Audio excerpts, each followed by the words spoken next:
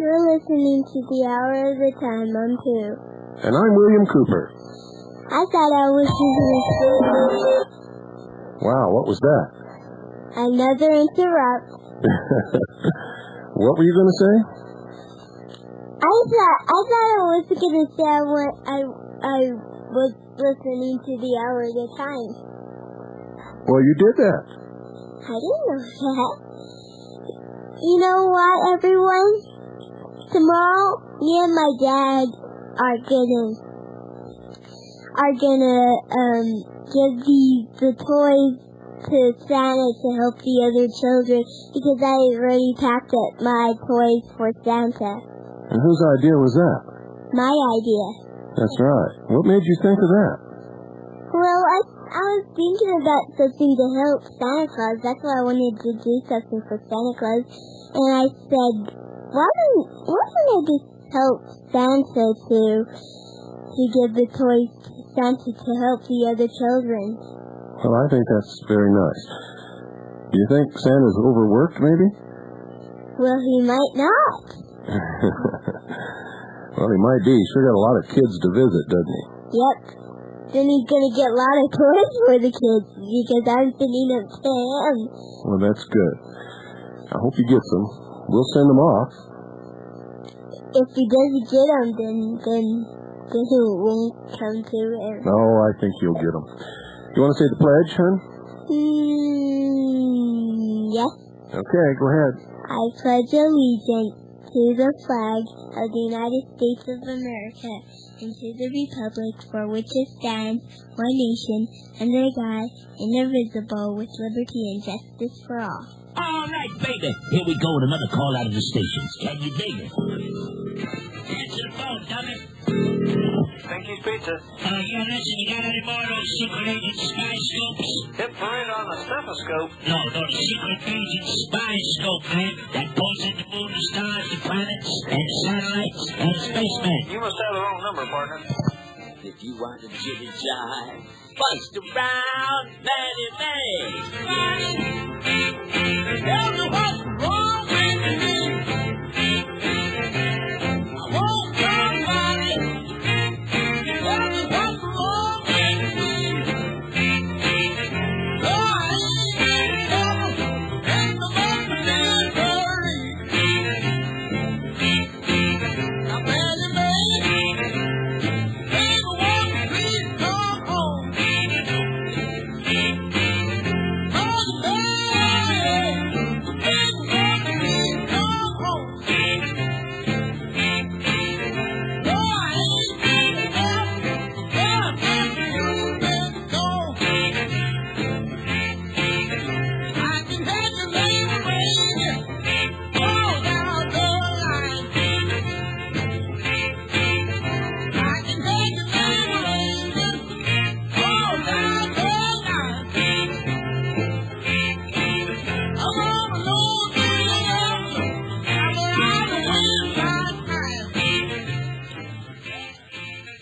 Well, folks, I do not have a program for you tonight because all of us, every single one of us, since early this morning, have putting labels on newspapers, and they're all, every single one of them, in the mail. They're all out, gone. Now, that doesn't mean that we don't have a few left. So if you are not a subscriber and you'd like to get a copy of this issue, send us $3 postpaid. Any issue before number 8. This is issue number 8. All of the other issues are now back issues, and they're $5 per issue for the ones that we have on hand, and I'm not sure which ones those are, so I can't tell you, unfortunately. But if you'd like to know, you can call Veritas. Don't do it until Monday because Mike and Sharon worked real hard on this issue, and they're gone. And I don't think they're going to be back until Monday. But you can call on Monday and find out what back issues we have, if you wish. The number is 520-337-2878. That's the Veritas number. For those of you who keep sending your subscriptions to me, don't do it, okay? And don't send requests for single issues to me. Send them to Veritas. Veritas is an entity. It's not me, okay? So please do that. The address for Veritas is Post Office Box 3390, St. John's, Arizona, 85936. That's P.O. Box 3390, St. John's, Arizona, 85936. Also, tomorrow night, my good friend Anthony J. Hilder and John Daniels, who, by the way, wrote Scarlet and the Beast, the 3-volume set, will be speaking in Houston, Texas. Houston, Texas. That's tomorrow night at 6:45 p.m. I should say tomorrow evening. 6:45 p.m. at the Ramada Inn, 7787 Katy Freeway. That's the Ramada Inn, Houston, Texas. Tomorrow night at 6:45 p.m., 7787 Katy Freeway. That's the I-10 at the Silver Road and Antoine exit. That's Anthony J. Hilder and John Daniels. I think if you're lucky enough to be able to attend that little gathering, I think you'll come away very happy that you spent the time. And if you get a chance to say hello to Anthony, tell him that I sent my best wishes along with you. What's going on? I don't know. I didn't put anything together. I'm tired. My fingers are, well, they're not now, but they were all day, covered with ink. Papers fresh off the presses are a messy, messy thing to handle, let me tell you. And even poo, all day long, putting labels on papers. And it's another outstanding issue. By the way, there is an entire page of food storage ads. And this is nitrogen-packed, dehydrated food that will last for about 15 years shelf life under average conditions. And average conditions for food storage is stored on a pallet with airspace all around with average temperatures. That means not extreme heat. Extreme cold is okay, extreme heat is never okay for anything, no matter how it's packed, no matter how it's stored. So the hotter it is, the less shelf life you're going to have, but under average conditions should last about 15 years. Not guaranteed to, but should. It is, and we know it will, last for 5 years with no problem whatsoever. And we managed to be able to give our Veritas subscribers and the members of CAGI and the Intelligence Service substantial discounts. For instance, CAGI and IS members get a 25% discount off the prices in that ad. The listed prices are retail prices. That's what you pay if you're not a CAGI or Intelligence Service member and if you're not a Veritas subscriber. Veritas subscribers can take 15% off those prices. And we will check. So don't think you're going to get away with it if you're not a member or you're not a subscriber sitting in for those discounts.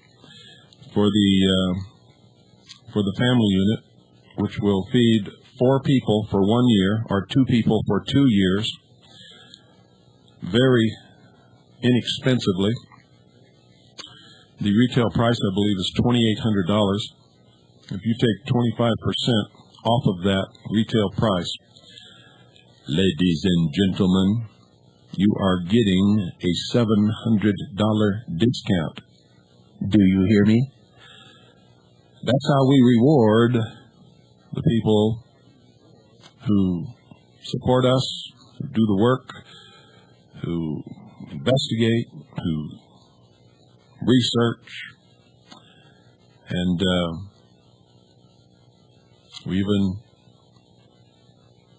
make discounts possible for our subscribers to the newspaper Veritas, simply because we think it's important. And 15% off those prices is a pretty hefty discount also. So anyway,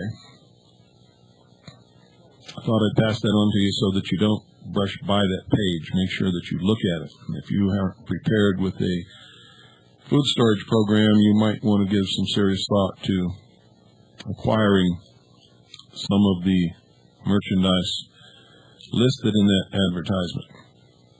It's Ready Reserve Foods. We work very closely with Jim Newman, who's a wonderful fellow, by the way. And together with his desire to help out, and our desire to help you out, and also our desire to support our operations and be able to continue, we're able to make you those offers. I hope you take advantage of them.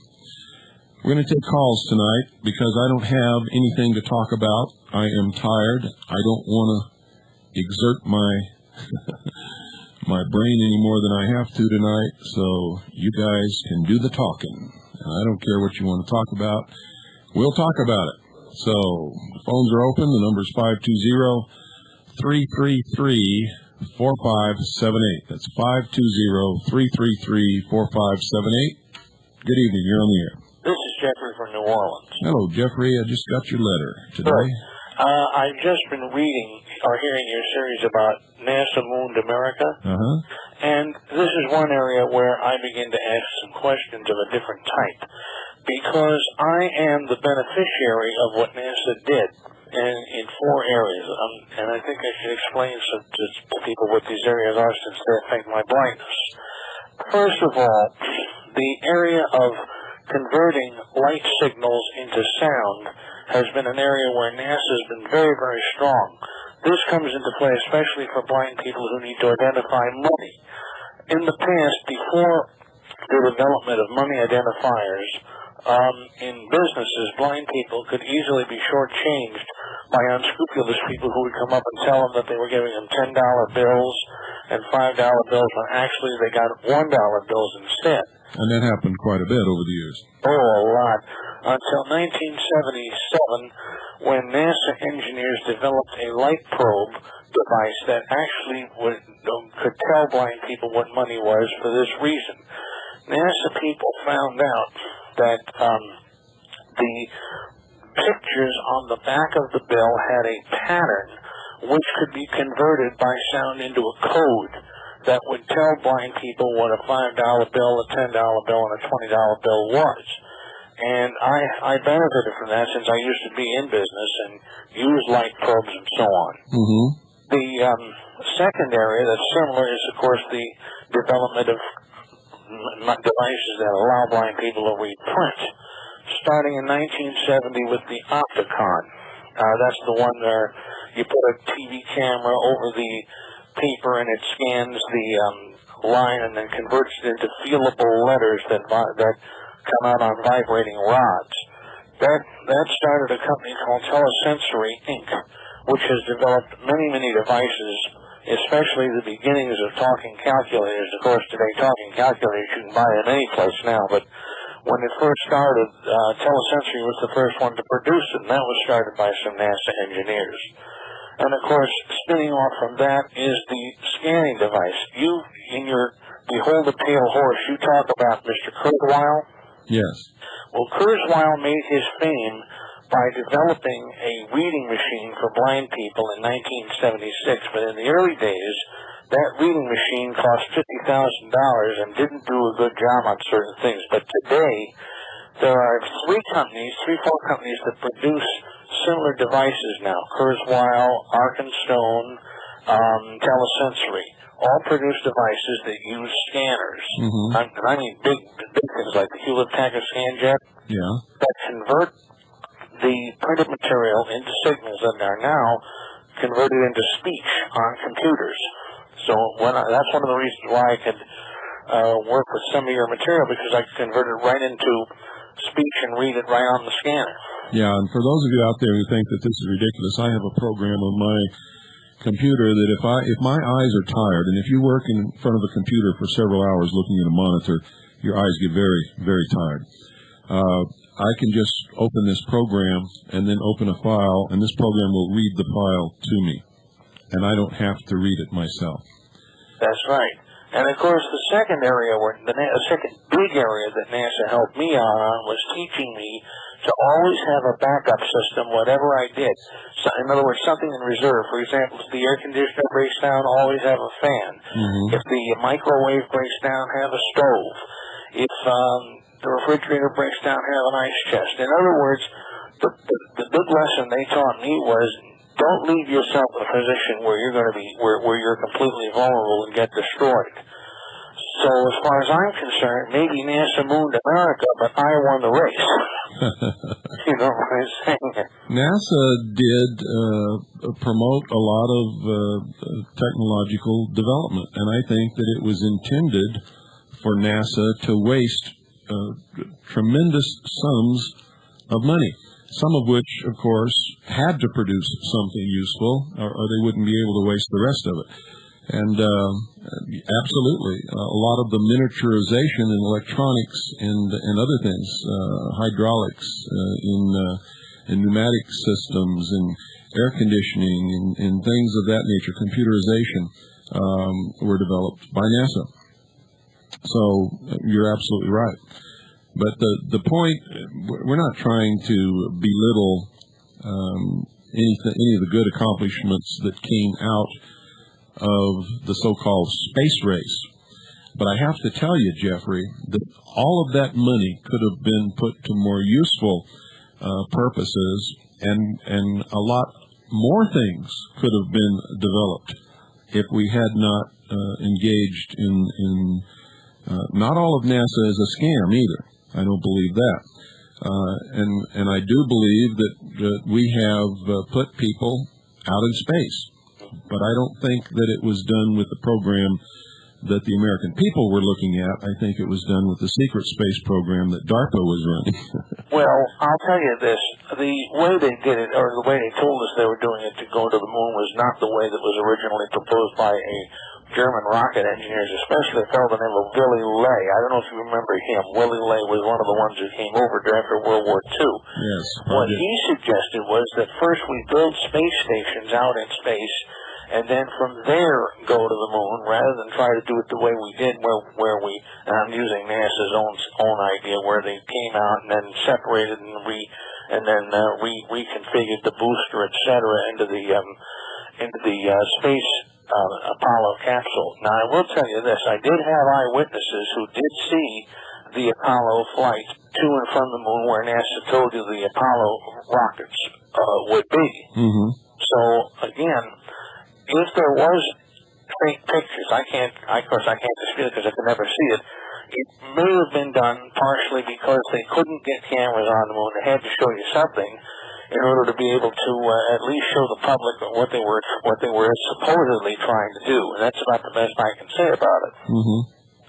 But I just figured I'd call in to try to balance out, because there may be people out there who get the impression that NASA was a complete waste of time, which I don't think it was. Well, in some areas it wasn't, but I think in the tremendous amounts of money that were put into NASA for what came out of it, it was a scam that should not be allowed. It should not be overlooked. It should not be forgiven. It should not be allowed to happen again. Well, we got to get the politics out of it and get government away. That's the real lesson of the thing. That's right. Okay, thank you. Thank you, Jeffrey. I don't, like I said, I've told you many times, and people misinterpret what they hear on this broadcast. I've never said that we didn't go to the moon. What I've said is I don't think that NASA is responsible for putting us on the moon.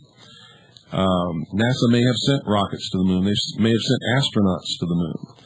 If they did, why did they fake all the photographs? Why are the photographs faked? Why would they do such a thing? Why is a lot of the science that they've given us phony? Why do they have on development in NASA, on the drawing boards, a Mars airplane when they tell us that there's no atmosphere on Mars that would support an airplane in flight? All of these kinds of things blow it. I mean, it just blows them right out of the saddle. If they had told us the truth all these years, then there would be no problem, even if they wasted money. But when we can prove that they've lied about many different things and they faked photographs, and we could prove that beyond any shadow of a doubt to anybody, that's just incredible. There's no justification for that kind of a thing. Good evening. You're on the air. Hi, this is Bill in Gilmanton, New Hampshire. Hello, Bill. How you doing? I'm new to shortwave, so you have to forgive my ignorance. Well, we only have one rule. We don't care if you're ignorant as long as you're not stupid. Try not to be. I was married once. That was enough for me. I guess I'm not stupid anymore, huh? Well, I don't know. I've got a happy marriage. And so do a lot of other people that I know. The other night, you got a bit worked up about somebody calling you, or a couple people called you, and they didn't fully understand what your show was all about. Mm-hmm. Could you occasionally, or at least once, for my benefit, if nobody else's, re-explain what your show is all about, where you stand, and what you're up to? That would be a lot of help, I think, for a new shortwave. Well, the problem with that is we get new shortwave people all the time. Yeah. And I don't like to repeat things all the time. I do it usually, I don't know, every 2 or 3 weeks. You do? Oh, yeah. Okay, because I've been listening for longer than that, and I've only heard little bits and pieces of your standing and this and that, and I'm trying to put it together in my mind, but... What I'm trying to do is, really, I'm not trying to educate new listeners. I'm not trying to deal with people who are lost in the fantasy land. What I'm trying to do, because I did that for so many years, and I'm just tired of doing it. It's not that people aren't worth it, it's just that I'm tired of doing it. I don't want to do it anymore. So I concentrate on building the level of knowledge and education and awareness of people who are already what we consider awake. Okay, well, may I ask you this? May I present myself to you this way? I am very conservative, very, very conservative. Am I listening to the right man? By the sounds of it, I am, but... Well, I don't know what you mean by very conservative. You know, I listen to people in Washington who tell me they're conservative and they're stupid, bloody socialists, and it really yanks my chain.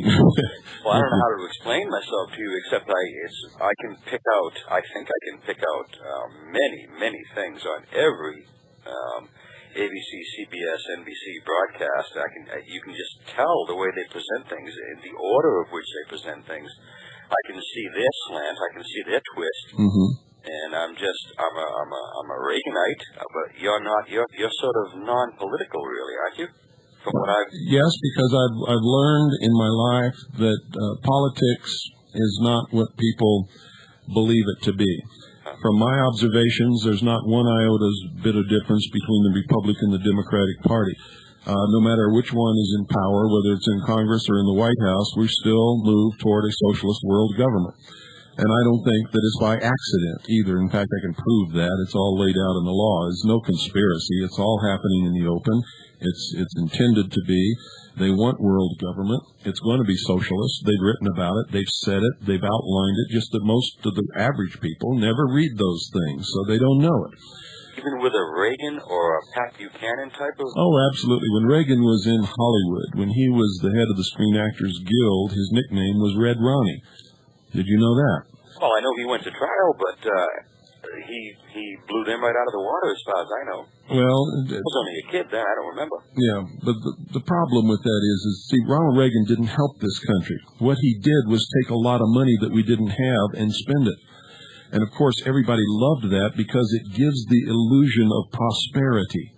And everybody thinks they're getting a piece of the pie. What they don't understand is somebody's going to have to pay back that piece of pie with all the interest that it accrues. In his administration alone, he spent more money than every administration in the history of this nation cumulatively ever spent. And sure, everybody loved Ronald Reagan because he threw money at the American public. He made the national debt what it is now. And I got to tell you, it's never going to be paid back. We can't even pay the interest on the damn thing. So, Ronald Reagan sounded nice. He was a great storyteller. But he spent us into oblivion.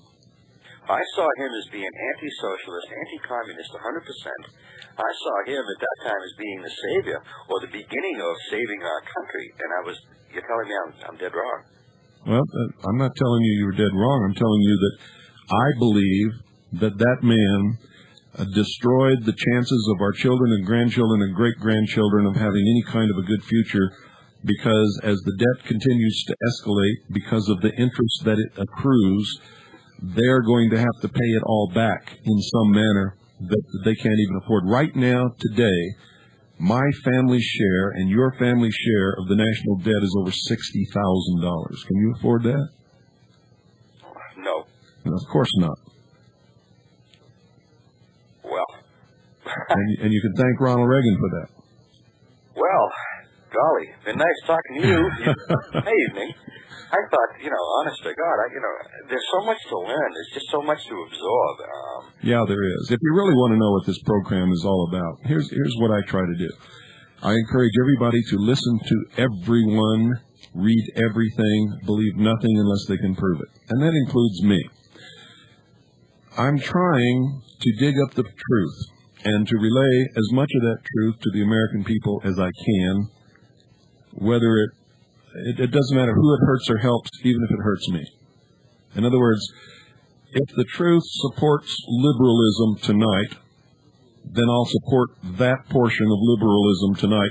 If the truth supports conservatism tomorrow, then that's what I will support tomorrow. Whatever the truth is what I'm going to support. I'm not going to support anybody's agenda. I'm not going to support any political party except the political party that furthers truth and liberty for all people of all religions and all races and all colors and all creeds. That's what I support. And that's what I care about, and that's what I'll give my all to. I can only agree with that. But just one last question before I let you go. Sure. Have you heard the Rush Limbaugh kook test? I have to tell you right up front, I passed that test with flying colors. I only answered no to one of his 10 questions. Are you familiar with his kook test? I heard it one day, and while I was traveling, I listened to Rush because he makes me laugh. And he does uncover some rocks once in a while, but he never really identifies the real enemies or gets to the real problems. He never discusses anything about the Federal Reserve, about our money system, all of those things that he should be talking about. And he's said over and over again, and he's been very honest about it. He says that he's an entertainer. I remember him one day saying that if he could get a bigger piece of the pie, I think he was talking about ratings, and I think he used the word ratings. If he could get better ratings by espousing the liberal point of view, he would start tomorrow. That was his exact words. So you have no feelings on his kook test as such? Well, I remember hearing it, but I don't remember exactly what it was. I didn't. Oh, do you believe in black helicopters, and do you believe in conspiracies and this and that? And I believe in all of those. I think they're all going on. It's how much more obvious can it be that there are conspiracies when you watch the news? Oh, absolutely, I believe in all of those things. I've seen the black helicopters. So you and I are both kooks. Excellent. Yeah. I don't feel so bad anymore. Yeah. Well, you're in good company here. All right, Bill. Thank you very much for all your help. You have a good night. Thank you for calling. Bye-bye. Okay, the number is 520-333-4578. Good evening. You're on the air. Hello, Mr. Cooper. I can't tell you how honored I am to talk to you. I've listened to you just recently before you had washed your hands of the sheeple. Since mid-July, and I just can't believe all the things that you have been talking about, and I can't wait to get my first copy of Veritas. Well, it's a lot more fun to talk about these things rather than try to begin at the bottom and wake up a bunch of people who are still walking around Disneyland with their e-ticket. They don't even know the rides are closed. Well, I had a question. I've been listening to Tom Valentine, and I was wondering if you had heard about that military helicopter that supposedly was hit by that microwave pulse that hit that killed those men, and they were found burned. And I know about the incident. We have all the information.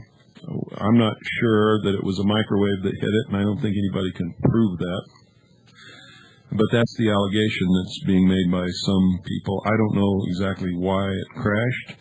I do know that people were burned and things were burned, but I was reared in an Air Force family, and I know when aircraft crash, everything burns, including people and equipment and everything else. Well, they've made some allegation that they had removed all their watches to eliminate some kind of time frame reference, and that none of these watches were found on any of the on the bodies, but they had their personal effects like their coins and wallets and whatnot. Why would they remove a watch? Well, that's what they were saying. They didn't know why they were doing it, and they were saying that they thought that it was because it would have given away something about why they were shot down. Or did you ever consider that the watches may have been government property? Well, that's true too. That's a consideration. I don't know whether they were wearing watches they bought or government issued watches. I don't know. Okay, sir. Well, I do appreciate your time, and I look forward to getting my copy of Veritas, and God bless you. Thank you very much, and thank you for calling. I'm not trying to throw a cold towel over, what you heard on Tom Valentine. I wasn't listening to it. I don't know what was said. But I do know this. We've looked into these allegations, and I'm not saying that they're wrong. I'm just saying that whatever happened is not really known by anybody. Good evening. You're on the air. Good evening, Bill. I'm calling from Bakersfield. Mm-hmm. Got a comment and a couple of questions. I appreciate your daughter being on the show every once in a while. I think it brings a different feel to the show. It helps us all, it reminds us all that there's something more than this present generation. For those who say, yes, this may be coming true, but not in my lifetime, which I've heard 100 times. Our families, of course, are the reason we're in this fight, I think. That's right, and that's why I like to have her on the program, is to remind everybody that, I'm going to be dead in a few years, and probably nobody in the world is going to remember me, but my daughter and your daughter and everybody else's daughter and son are still going to be here, and they've got to live with what we leave them. Yes, my little girl's just about the age of yours, and I do appreciate you having her on. It brings an entirely different reality check, I think, to the programming. Second, I've only been a listener for about a year, and you make a lot of reference to reading materials that are out there, writings of Mao and Gorbachev and others. I think it would be helpful for those of us who recognize our ignorance to have a reading list that you might put together for some references that we could get started on. Do you have anything like that published? No, I don't. I've got some references listed in my book. And one, I think 2 years ago, we did a broadcast, just 1 hour of a bibliography that I recommended to my listeners. Okay. I've got the list of the back shows. I'll just order that tape in. That'll be a good deal. Okay. Lastly, the programs that you ran some months ago on there was a 3-segment program on the occult foundations of Nazism. Yeah. That sounded like it was an audio track from an old 8mm, 16mm tape. Is that in fact what it was? I don't know where it came from. Somebody sent that to me. It is from a videotape, I believe, and I don't know where the videotape came from. It may have come from an old film. But it's an excellent primer to allow people to understand that this New Age movement is not new. This New Age movement occurred in Nazi Germany in the 30s. The exact same thing. The same beliefs. The same buzzwords, the whole bit. And the whole Nazi regime was built upon an occult foundation. I would really like to see the video track from that. I think it would really be. Sounds like because he goes silent for a few seconds, and obviously there must be something on the screen. I would really like to see that sometime. I didn't know if you had it or were working on getting it or what. No, it's I even forget the name of the occult something of the Third Reich. Right, Foundations, I believe. Yeah. But anyway, the video has the same name as the series of broadcasts that we did. And similarly for the series of the Illuminati and the Merovingian Kings, that guy's accent was so thick I could only pick up about 80% of what he said over the radio. Are you talking about the 3-night series on the Illuminati? Yes. That's a long-playing record that was produced by my friend Anthony J. Hilder back in 1966 or something like that. And it was narrated by Myron Fagan, who was a very famous, very prominent Hollywood figure back then. And he got far enough in with the inner circle to be able to put that together. I don't agree with everything that he said, but I believe that there's enough said there that I know to be true that it needed to be heard by the listening audience. Oh, yeah. No, this what I'm referring to is something different. I believe this is a 2-night series on where the Illuminati came from, the Merovingian Kings. I'm trying to think of the rest of it. Are you talking about the Templars?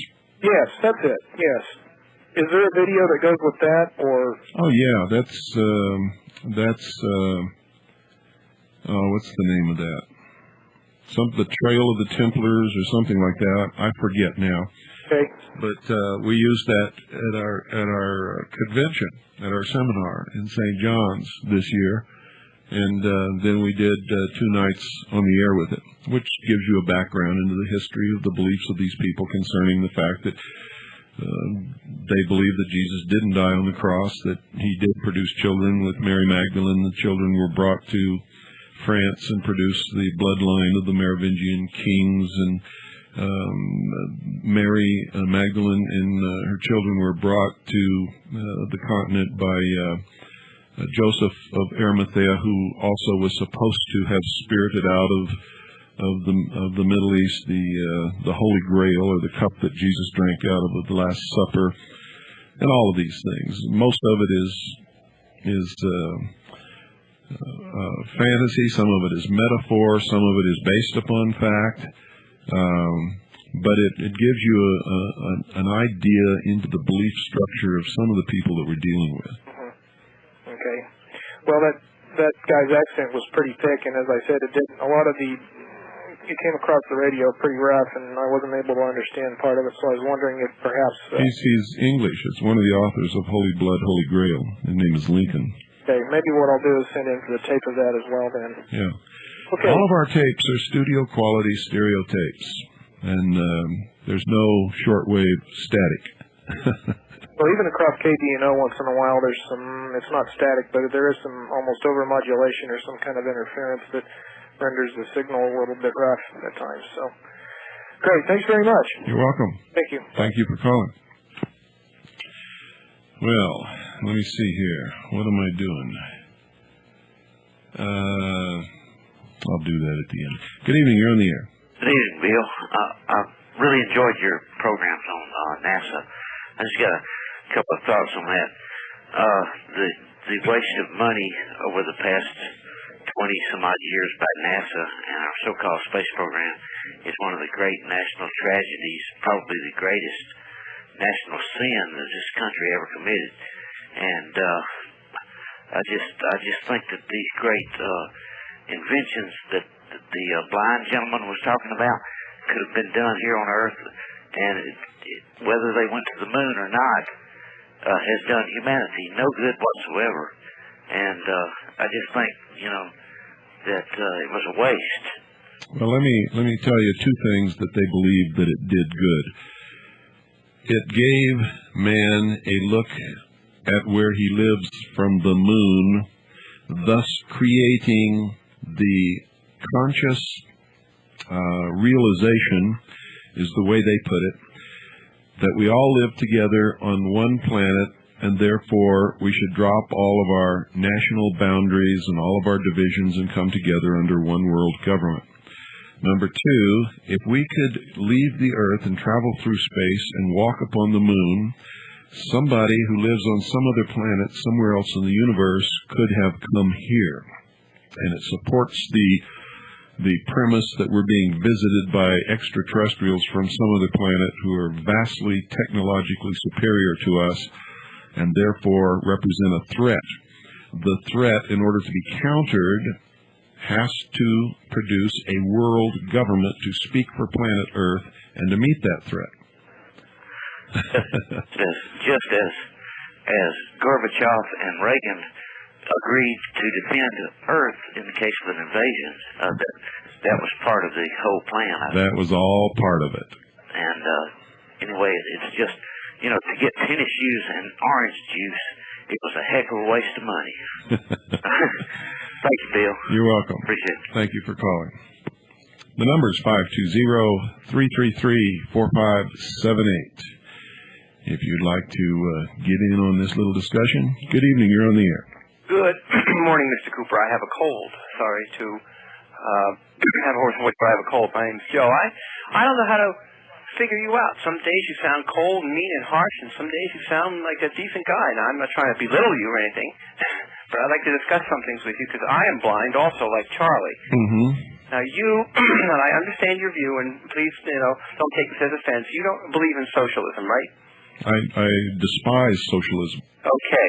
What happens to the people like myself and some others who have unfortunately come from broken homes? I realize you love your daughter and take care of her, and you're going to pay her medical bills that live off the Social Security system that was brought up that way, that are trying to get the help we need and the training, and all those things that Charlie talked about are expensive. I recently applied for a job with a small, now you may think this is crazy, but it's not, company as a flight attendant. A sightless person can do it. I've talked to some people, but they want to get government funding, and people are uncomfortable, and all of these computers and stuff are expensive and stuff for us. Now, I'm getting a money machine if I ever get the $500 because I live on a small amount of money. What would you do if you were President Cooper? See, this is why I called and brought this up. How would you handle cases like ours who are on disability, want to get the help we need? We live on a low income because we're on Section 8. Of course, the government does help us out a little. I'm for good government, so is Ivy. I mean, what is your solution? How would you handle things? Well, number one, I don't believe in welfare. Me either. Number two, I don't believe in the government paying disability. I don't believe in the government funding projects to take care of people. I believe that should be handled on a local level by the communities in which you live. But don't you think that's far-fetched? And I'm not trying to be cruel or rude. I don't think it's far-fetched at all. Where do you think the money comes from? I agree with you, but people aren't that way. People aren't charitable. Charlie happens to have a very good business, and he's very fortunate to have these. I wish local agencies, local, what did you say, state, local community would help people too. There would be a lot more employment, and like this, these computers for us are horribly expensive. Veritas, of course, is not in Braille. It would cost you a fortune to put it in Braille. If you've ever seen Braille, you know how big it is. Yeah, it would cost us a fortune. It would cost us a fortune just to put it on tape. Yeah. Where does one get catalogs? But so if you were but if you were President Cooper, would you roll back the War Powers Act like Mr. Collins, and would you try and see that local communities do help people? Absolutely, certainly, but it has to be done on a local level. And let me tell you why. But you've got so much corruption, and this is why sometimes I get angry with you. You think there's not corruption in the federal government? Oh, of course there is. There's not only corruption in the federal government, it's worse than that. You see, all of the money comes out of the hands of the local people anyway. Yes, I know. And if you think that taking the money out of your pocket and sending it all the way to Washington just to have it come back to you to do something that you could have done yourself, that you're getting something for free, or you're getting better service, or you're getting any kind of legitimate service, you're wrong, because most of the money in making that big circle disappears. Yeah, but it doesn't have to. But I'm saying to you, how would you handle it like It medical? does have to. It can't make that circle without losing money because it has to pay the big bureaucracy that supports the circle. If you took the money out of your pockets on the local level and supported the same things that you're asking the federal government to do for free, thinking that it's free and it's not, it's costing you a fortune. If you did it, you could fund so much more and help so many more people and provide so many more jobs for people in that local community that it would just make this country so prosperous and so much better off. Mr. Cooper, people are ignorant of blind people. They still don't understand this. Like if your daughter does something wrong when she gets older, you know how kids get in and out of trouble, there's a double standard in this country. Plus, insurance for us is so hard to get. How would you handle the insurance craze, like for medical? I need medical attention. I can hardly get the medical attention. Well, I think one of the reasons that we have high costs in medicine is because of insurance. Okay, so you don't believe in insurance, right? Am I saying it right? Let me tell you something. I can go down to the local doctor here and get the same service that people get who have insurance for about 1/5 of the cost that it costs them because the doctor knows I don't have insurance. He charges me a reasonable fee, and he bilks the hell out of the insurance company. Yeah, well, up here, doctors don't. Do you have to have insurance? Like some of us have. That's because you've got such a population base there that for him to live comfortably, he doesn't have to care about you. But I live in a very small town in a rural area, and this doctor to live at the level that he wants to live at can't afford to tell anybody to take a hike. Well, that's good, but that's a small town. But let's say you're in the hospital. But see, you just proved my point. Okay. It's because of the insurance company that medical bills are so high. What do people do though in your system in this? Get rid of the medical insurance completely altogether. Mm-hmm. Doctors are then going to have to reevaluate their level of living. And if they want to live at all and have any patients at all, they're going to have to charge reasonable fees that people can afford. That's an awful lot to ask. No, it's not. That's the way it used to be for doctors in this country, and they used to even make house calls. Oh, I agree with you. They were nice. Now they're very. You have to go to. And it always happens when you got somebody whom they can milk for money, and that's the insurance companies. Dana-Farber Cancer Institute. They killed that girl. She did all the right things, and they overdosed her. But I'm saying, so you say get rid of the insurance. What would happen, like, if you were in the hospital for 8 months or 6 months? Would you, I guess, work out a payment plan or something? Absolutely. My family doesn't have any medical insurance. Yeah, really? I didn't know this. We don't have any medical insurance, no. Wow. We pay all of our medical bills. I paid every penny for Pooh's birth, the hospital, doctor, everything. Well, you live in a little town. I guess that helps.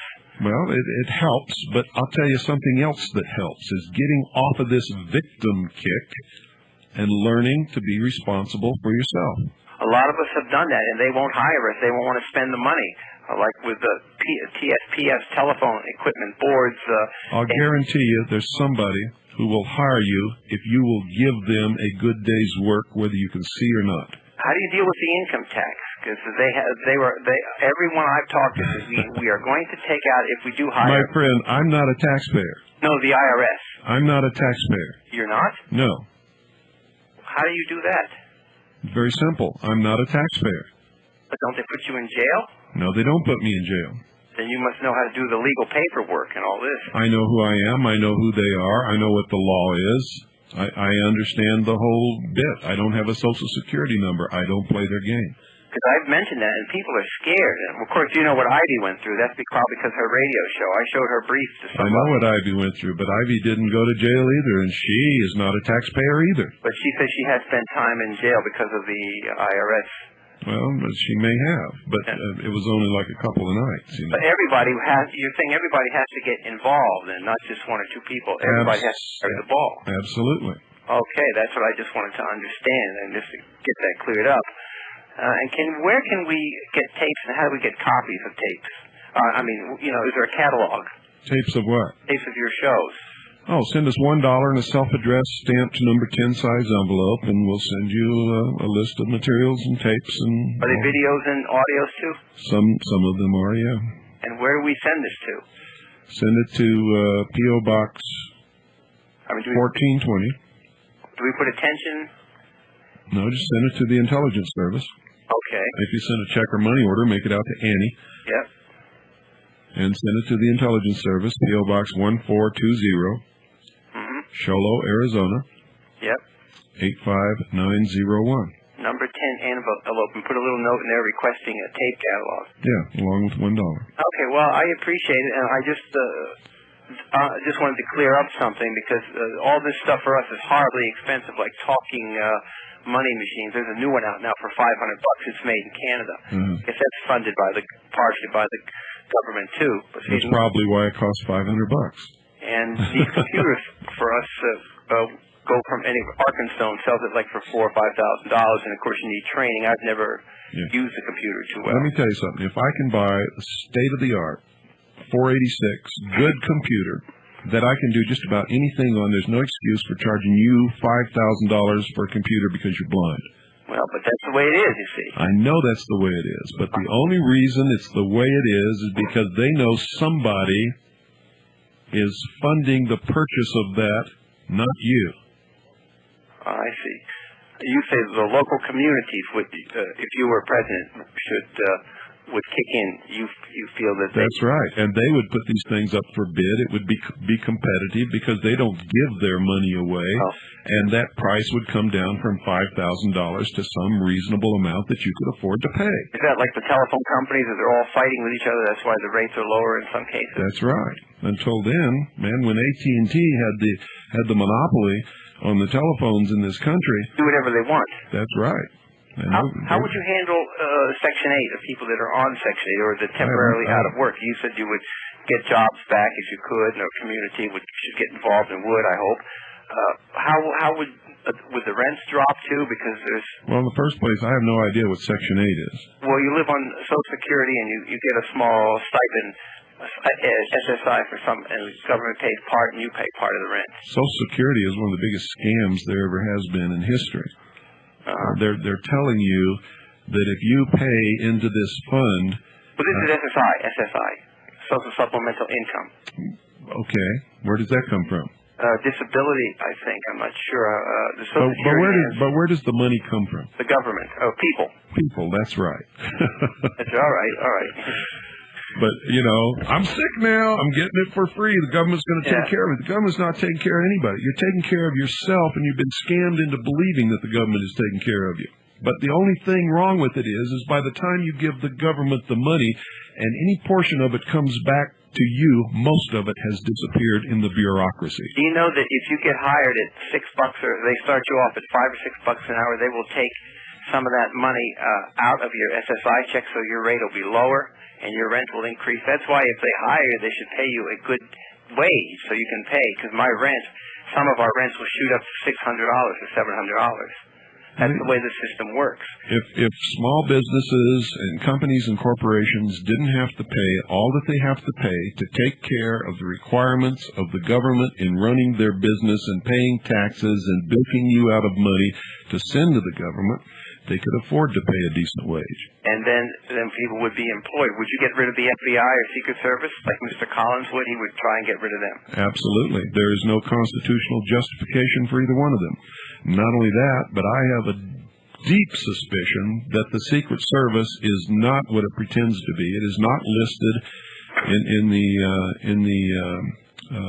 the law as an agency of the Department of the Treasury, which they claim to be. Yeah, I know. And if they were, they would have to be listed in the organization of the Department of Treasury in the law, and they're not. So maybe they belong to somebody else, and maybe the president is really held hostage by these. David Hinkson feels that they killed Kennedy. They were involved in the killing. I don't know whether you hear him. He's on after. I have no doubt about it. I was the first one in this country that ever made that statement.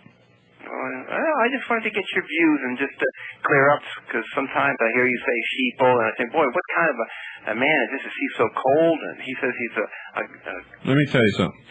I don't know you. When we're young kids and we do something wrong, and our parents know that if they don't discipline us when we do something wrong right then and there, that we're going to grow up to be some kind of horrible creature or end up in jail. Are they cold and heartless when they discipline us? No, but there's a right way. Absolutely not.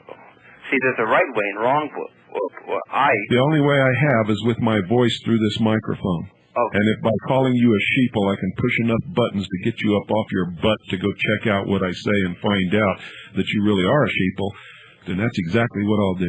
Now, the research material, a lot of this stuff is, how does one who is sightless do the research? I guess he or she would need help, right? Because a lot of this is in print.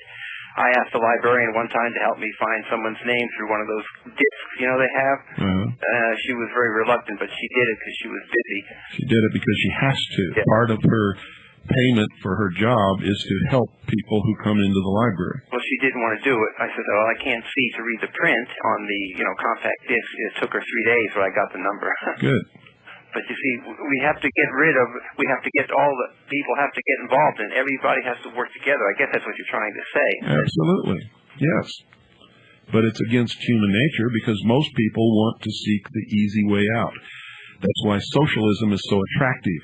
It promises that if you'll give up your liberty and your freedom and do what Daddy says, Daddy will take care of you, Daddy being the state. How much did your computer cost? Because I priced with the guy that if I had the money, he would teach me. I said $5,000. And how good of your speech can you demonstrate it sometime? Is it a deck talk? That goes for $1,100, and that's a very good speech. But I've heard some of these, and it has trouble pronouncing words. And I guess there's a special program or something. Well, it's not like me or you talking, but I can understand it perfectly. Okay. I have no problem with it. It sounds like a computer is what it sounds like. Yeah, well, see, I've heard so many of them. There's a fellow who's crippled who has an excellent program. It pronounces the English language perfectly. He was on PBS, but they had to get a special program, and it ran big bucks, because, you can't pronounce, like Jones or Shones or Holmeson, it'll say Shomson, you know what I mean? They have to reprogram it to pronounce it properly and spell it differently, But these programs are some I hate to tell you this, but we're out of time. I got to let you go. Okay, thank you. Okay, folks, I want you to call Swiss Max Trading tonight.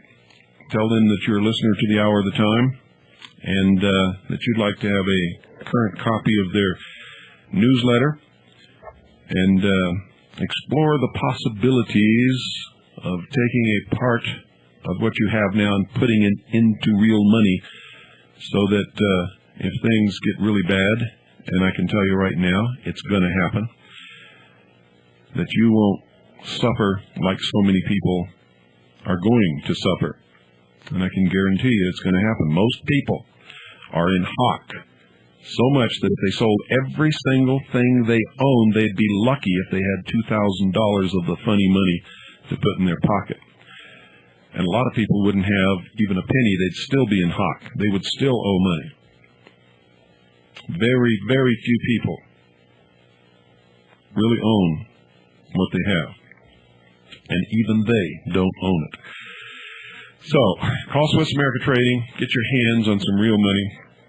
Take care of business. Take care of protecting your assets and your family, your loved ones, and, of course, yourself. It's 1-800-289-2646. That's 1-800-289-2646. Good night, folks. And, let me see here. What are we going to do for a shuffle on down to Buffalo? I don't even know where I'm at now. Let's just do this. I'll just run it up and punch it. Good night, and God bless you all. Let's go surfing now. Everybody's learning how. Come on up the fire with me. Come on up the fire. Early in the morning we'll be starting out. The money will be coming along. We're loading up our money with the boards inside and heading out singing our song. Come on, take you surfing the forest. I'm gonna take you surfing the forest. I'm gonna take you surfing the forest. I'm gonna take you surfing the forest. Let's go surfing now. Everybody's learning how. Come on up the fire with me. Come on up the fire. Honey's in the Malibu, they're shooting the deer. And Rincon, they're walking the nose. We're going on the party to the island that you know. If you come and get ready to go. Come on, take you surfing the forest. I'm gonna take you surfing the forest. I'm gonna take you surfing the forest. I'm gonna take you surfing the forest. Let's go surfing now. everybody's learning how. Come on up the bar with me. Come on.